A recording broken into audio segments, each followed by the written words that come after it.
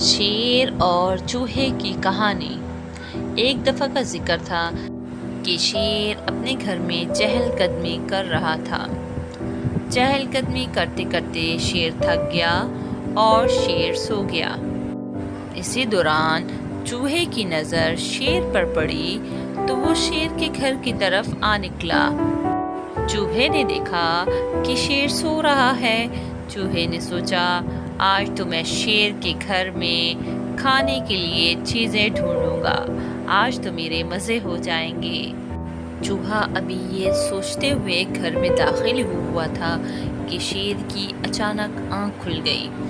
چوہا ڈر گیا اور ڈر کے مارے بھاگنے لگا تو شیر نے اسے پکڑ لیا۔ شیر نے کہا، تم میرے گھر میں کیا لینے آئے تھے؟ یہاں کیا کر رہے تھے؟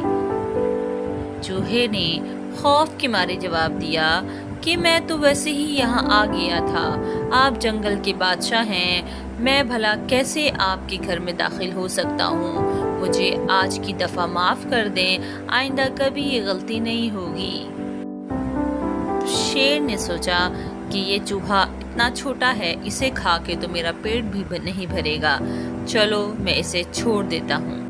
شیر نے چوہے کو چھوڑ دیا اور چوہا بھاگتا بھاگتا اپنے گھر کی طرف جا پہنچا۔ تمام جانور جنگل میں زندگی بسر کر رہے تھے۔ ایک دن شیر ندی کے پاس پہنچا تاکہ اپنی پیاس بجھا سکوں۔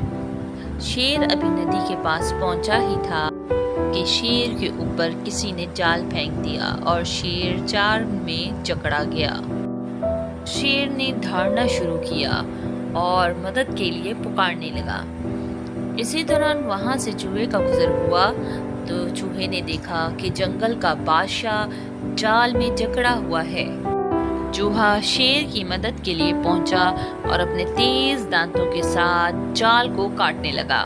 دیکھتے ہی دیکھتے چوہے نے تمام جال کاٹ دیا اور شیر باہر آ گیا۔ شیر نے شکر گزار لہجے میں چوہے سے کہا کہ آج سے ہم دونوں دوست ہیں۔ پھر وہ دونوں خوشی خوشی اپنے جنگل کی طرف چل دیے۔ ہمیں اس کہانی سے یہ سبق ملتا ہے کہ کسی کو بھی اپنے سے چھوٹا نہیں سمجھنا چاہیے۔ اگر آپ کو میری یہ کہانی پسند آئے تو اسے لائک، شیئر اینڈ سبسکرائب کر دیں۔ شکریہ۔